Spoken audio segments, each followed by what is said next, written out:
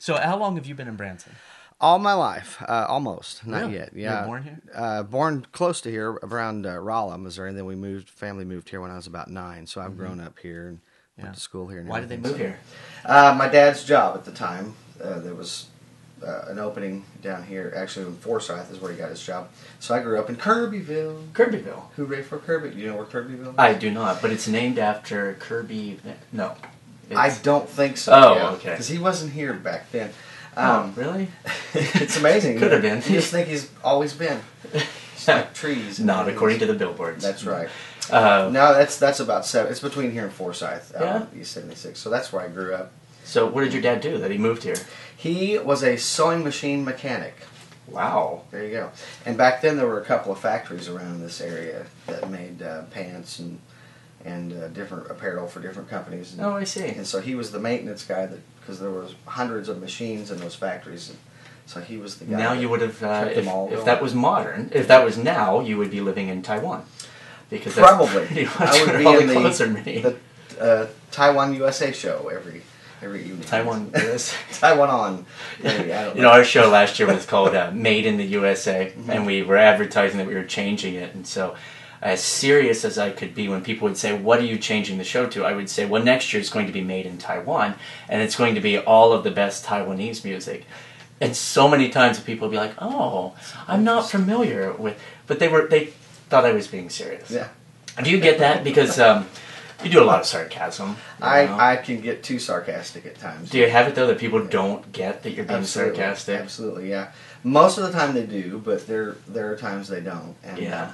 It gets lonely for a few minutes. It does. I feel bad sometimes because I'll do a joke or I'll respond to somebody will tell me a joke and I say, that is brilliant. Mm-hmm. That's going in the show. And it'll be the most inappropriate joke. Mm-hmm. And I'm just kidding about it going in the show. And then after the show they come out and say, you didn't say my joke about the priest. And I'm like, no, I didn't. Did you really think? I get that too, yeah. Hey, I got a joke here. Let's share a joke with us. It is so dirty and so bad. It's like, there's no way I can. Isn't it surprising? Especially around here. I get compliments all the time. Hey, you do clean comedy. Mm-hmm. But then they say, well, I have a joke for you. And it'll be the complete opposite. No. And I had somebody one time that was so upset about me not telling a joke on stage. Yeah. And I said, well, first of all, there were like 4 words in that I don't even say. Mm-mm. I know. But it is interesting doing comedy around here. Mm-hmm. And comedy is so subjective. And you know how it is, and I'm sure they know how it is, but there's always someone that's offended. Especially it seems like the last few years. Yeah. Mm-hmm. And it can be something that is completely innocent. Right. Right? Mm-hmm. I mean, I do some jokes about Walmart or something. Mm-hmm. Well, I had somebody very upset about that. Well, we're a big supporter of Walmart. Well, I'm not. Or we work at Walmart. And my thing is, my jokes are about the people that go to Walmart. Right. So I keep it very general. But have you had anything? We do. We try. You try not to. You run it through your head and think, no, would someone? Yeah. And you try to weigh the risks, but we just always try to explain to people, something or someone's got to be the butt of the joke. I mean, it's not. That's no the purpose joke of comedy. there. That's what comedy is.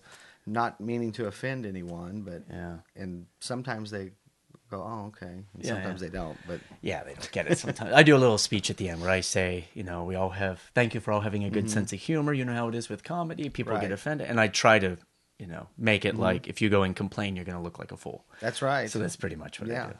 Well, and it's like Don Rickles.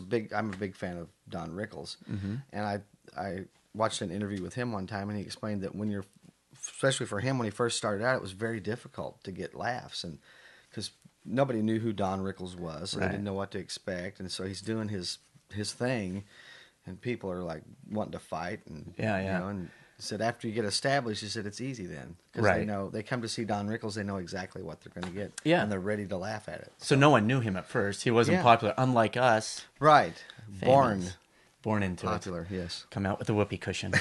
So, I think that's what it was. That placenta, whichever. You had a fiddle. Yeah. That must have been terrible for your mother. Mom screamed, yes. Yeah, well, come out doing Orange Blossom Special. Oh, yeah. Yeah, it's bad. I see a train coming. Right as you come out. It's a boy. Awful. I do a joke in the show where I say I knew I was going to be a magician at first because my mom, when I was born, was in labor with me, and I popped out of the lady in the next room.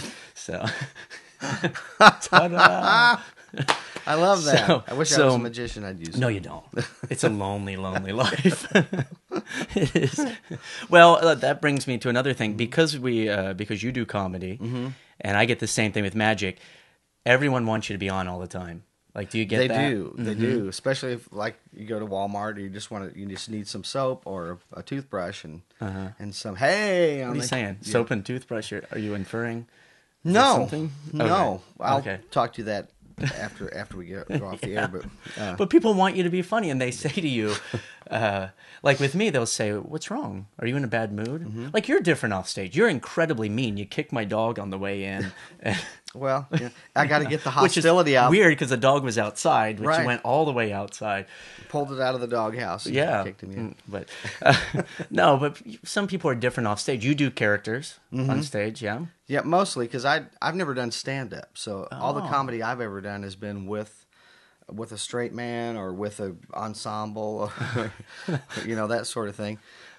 So and honestly, I've always wanted to do stand up, but for me it's kind of intimidating. It's like scary. what you do, I really admire because I'm like, Oh. "Ooh, I don't know if I'd Well, have thanks, have the 'cause- guts to try that, but You see, I wasn't smart enough to to know. I'll tell you what happened. I got booked at a comedy club to do my a magic act, and I had my props stolen oh gosh, that day, and so I just had to do just the comedy. And so Forces I'm like, you, hey, yeah. there you go. It's not so. But doing characters are kind of nice because you get to hide. See, I don't you can do characters. you can hide. There's a certain thing. Yeah, it's there's some safety there. Yeah, sometimes. like you can branch out and be as crazy as you want. Although, when we're on stage, that is a character. It is. Yeah, even if you're being yourself, Yeah. it's still not quite yourself. Because my wife would have killed me by now if I was that person.